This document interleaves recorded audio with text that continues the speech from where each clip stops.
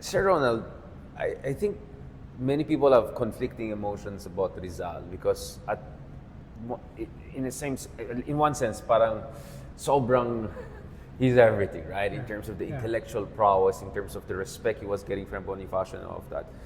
At the same time, there are other layers to him. For instance, one of the things na medyo hindi ako natuwa is medyo snidey snob siya with Isabela de los Reyes.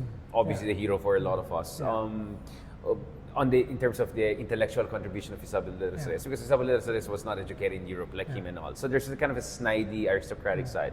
And then there's the bigger discourse, including UP. It came from here in Diliman among others, which is, he's really a construct of American colonial, blah, blah, blah, that he's a co-opted version of a hero, while Bonifacio is the real one kasi siya yung proletarian. But we know in reality that Bonifacio deferred to him, to Rizal, your inspiration. He wanted him to sign up to the revolution, except Rizal, my understanding is, just either didn't have enough information or did not, based on his analysis, did not think the time was ripe for revolution. Habang para kay Bonifacio, eto na, may revolution na sa Cuba, overstretched ng Espanya, eto na time to strike. And eventually, Bonifacio was vindicated thanks to Aguinaldo, right? And the other great heroes that we discussed. What is your understanding of Rizal in this debate scenario?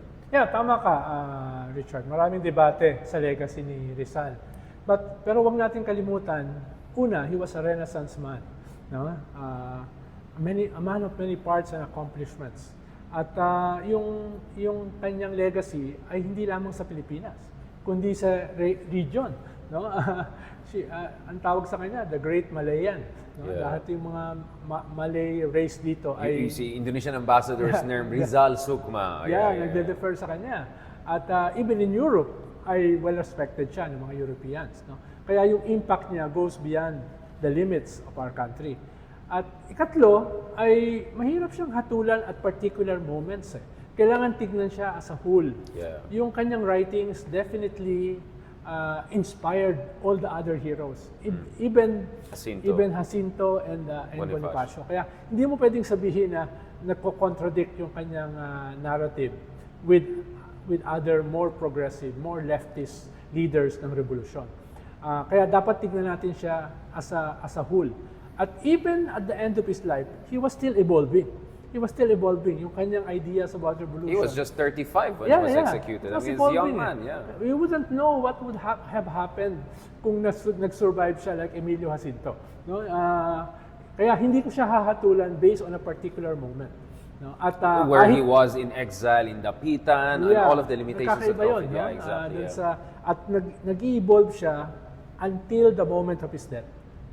At syempre, yung mga bagong colonizers, the Americans, ay gustong mag-cherry picking sa kanyang buhay.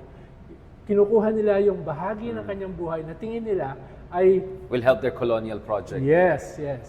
Yun yung kinukuha. But that doesn't have to do anything with him, right? The bathwater is the American propaganda. Yes. But the real one, the baby, is really what Rizal... Hindi mo sisisihin si Rizal doon sa paano siya ginamit ng mga colonizers natin. Misuse, rather. Exactly. Hindi mo siya sisisihin doon. Kailangan natin siyang tingnan in various moments ng kanyang buhay. And the whole body of work. Yes. Kahit naman tayo nag-evolve. No? Exactly. Nung tayo ay bata, nung tayo ay middle age, ngayon, nagbabago yung ating mga paningin, di ba? Pero si Rizal wasn't given that luxury. He was dead at 35.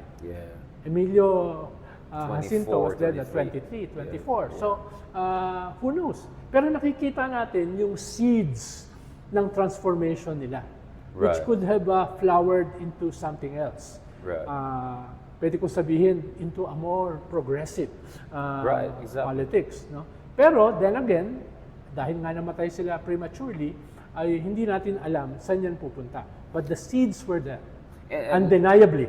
And last one, Ronald, I mean, reverence with understanding. That's what we need. Not reverence without understanding, as Constantino would put it. We need Rizal without the coattails. Kasi ang problema is sometimes we put him over the pedestal.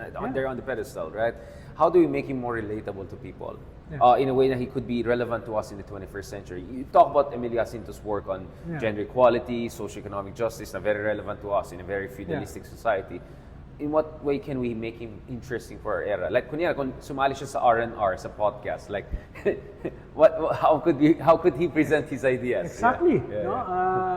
Gamitin natin AI para ipakita yung kanyang mga evolving ideas. When he was young, when he was a student, when he was abroad, etc. How it was evolving. Kahit marami tayong reservation sa TikTok, May AI, it's a libre. It's a platform na pwede siyang i-humanize. Yes. It's a platform na pwede siyang gawing popular. And other platforms, gamitin natin.